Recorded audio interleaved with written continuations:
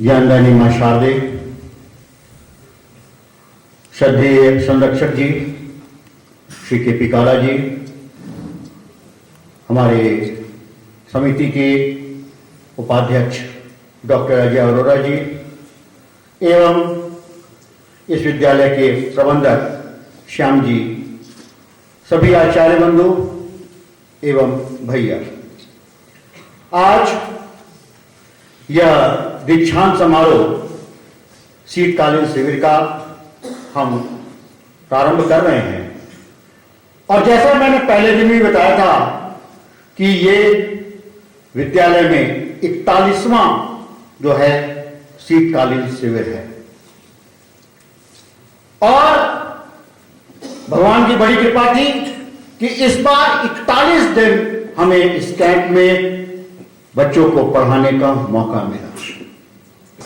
अब इसमें एक बात समझेंगे, कुछ बातें मैं आज कहना चाहता हूं इस दीक्षांत समारोह पर कि सबसे पहला तो यह है कि एग्जामिनेशन में जाने से पहले अपना कॉन्फिडेंस लेवल पूर्णतः बिल्टअप करके रखेंगे। मन में, अंतरात्मा में यह बात आनी चाहिए कि मुझे सब कुछ आता है, भले भूल रहे हो, लेकिन यह सोचना है मुझे सब कुछ आता है, मैं अच्छा करूंगा, बढ़िया करूंगा, मेरे आचार्य जिन लोगों ने खूब पढ़ाया मुझको, मुझे अच्छा करके दिखाना है। एक बात। दूसरी क्या है, ठीक 2.25 घंटे में 2 घंटा 45 मिनट में अपना पेपर जरूर सॉल्व कर लेना है और 15 मिनट रिवीजन के लिए रखना है। मैं हर दीक्षांत में इस बात को रखता हूं, आज फिर रख रहा हूं। मैं इसलिए रिवीजन कर रहा हूं कि दूध का जला हुआ छाछ भी फूंक फूंक करके पीता है। मैं डॉक्टर सूर्य प्रकाश जब हाई स्कूल का पेपर दे रहा था तो उस समय मैथ में 10 ऑब्जेक्टिव टाइप क्वेश्चंस आए थे। मैंने पेपर में सब सॉल्व कर लिया कि एक का बी सही है, 2 का सी सही है, तीसरे का डी सही है, पेपर बेक कर लिया और आराम से सारा पेपर करता रहा। और जैसे ही घंटी बजी, हमने उठाया, कॉपी के तहत कक्ष निरीक्षक को दे दिया। मेरे 10 क्वेश्चंस जो हैं बिना रिवीजन किए कि एक का क्वेश्चन कौन सही है, 2 का, 3 का कौन सही, 4 का, मैंने कॉपी पकड़ा दी। तो क्या हुआ, दूध से जला हुआ छाछ भी फूक फूक के पीता है। हर विंटर कैंप में, हर बार एनुअल एग्जाम में मैं ये बात रखता हूं कि आप पूरी तरकीब से रिवीजन के लिए समय निकालिएगा, जरूर कीजिएगा। और एक बात समझो, जब मैंने कॉपी दे दी, वो आचार्य जी जो थे, नाक रगड़ के रह गया कि मुझे दे दो, मैं 10 मिनट में लिख दूं, 1 का ए, 2 का बी, 3 का सी लिख दूं। लेकिन भाई साहब वो भी एकदम सख्त आचार्य जी थे। आज भी उनका चेहरा मेरे मानस पटल पे अंकित है। वो 10 से बस देंगे, time is over, everything is over, copy नहीं दिया। तो बेटा ये बात ध्यान रखना, मैं भुक्तभोगी हूं इसलिए मैं कह रहा हूं कि 15 मिनट रिवीजन का जरूर रखना। नेक्स्ट है, एक बात मैं सबसे आज प्रतिबद्ध कराता हूं, सबसे प्रॉमिस कराना चाहता हूं, पूरा पेपर लिख करके आएंगे, आए और चाहे न आए। इतनी बड़ी बात कह रहा हूं, बीइंग ए प्रिंसिपल। पेपर आएगा पूरा करेंगे, पेपर नहीं आएगा तब भी क्वेश्चन नंबर डाल के क्वेश्चन लिखेंगे, उसका कुछ फॉर्मूला लिख देंगे, कुछ सेंटेंस लिख देंगे, आपको नंबर आधा एक कुछ न कुछ मिलेगा। खाली कॉपी पे कोई नंबर नहीं देता है, ये बात हमेशा ध्यान रखिएगा। पेपर पूरा सॉल्व, हम ये नहीं सुने, मैं गेट पे खड़ा हुआ मिलता हूं हर बार, गेट पे खड़ा पूछूंगा कि पेपर पूरा सॉल्व हुआ कि नहीं हुआ। पूरा सॉल्व होना चाहिए, ये कोई न कहे कि मेरा 10 नंबर का छूट गया, मेरा 5 नंबर छूट गया, नहीं, पेपर पूरा होना है, ये बात ध्यान रखेंगे। नेक्स्ट, लेख पर विशेष ध्यान दें। पेपर आपने किया, अब चिड़िया की टांग लिख करके चले गए, सब गुड़गोबर। 4 लाइन कम लिखिएगा, लेकिन सुंदर सुंदर पॉइंट वाइज जैसे सिखाया गया उस तरीके से लिखिएगा। एग्जामिनर पे इंप्रेशन पड़ेगा और उसका क्या है, आपको प्रतिफल देखने को प्राप्त होगा।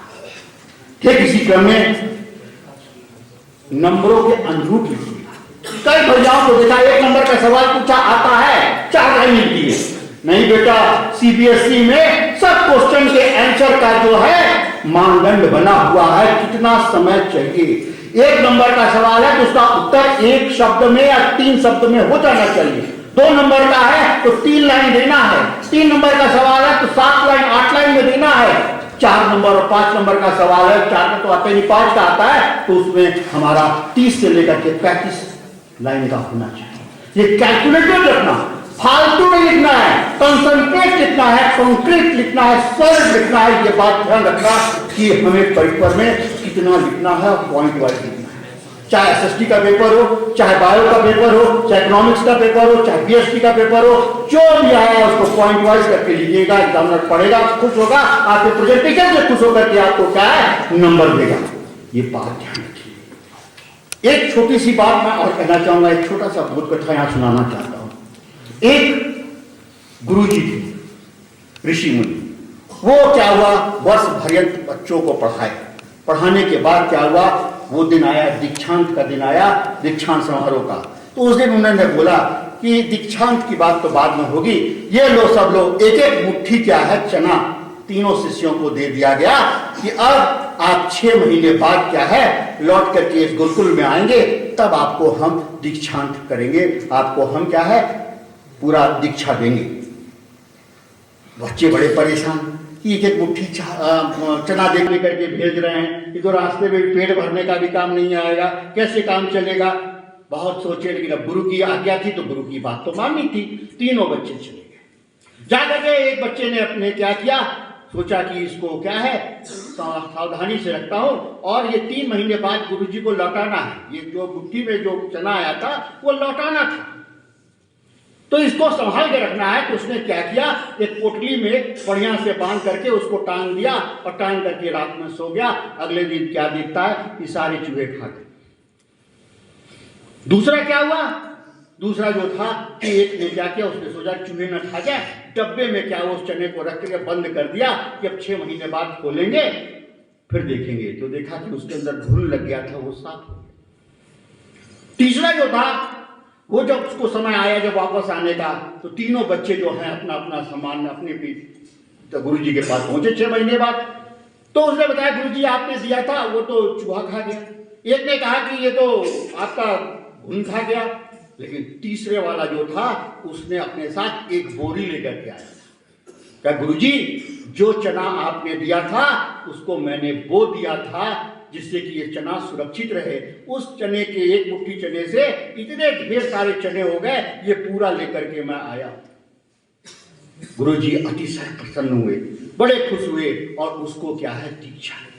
मतलब छोटी सी बोध कथा का मतलब यह है कि बेटा इस दीक्षांत समारोह जो आपने 41 दिन यहाँ मेहनत किया है, जो आपने जो चना समान जो चीजें जो आपको सजो करके मिला है उसको क्या है यूज करना है, उसको और आगे बढ़ाना है और फिर क्या है इस विद्यालय को रिटर्न करना।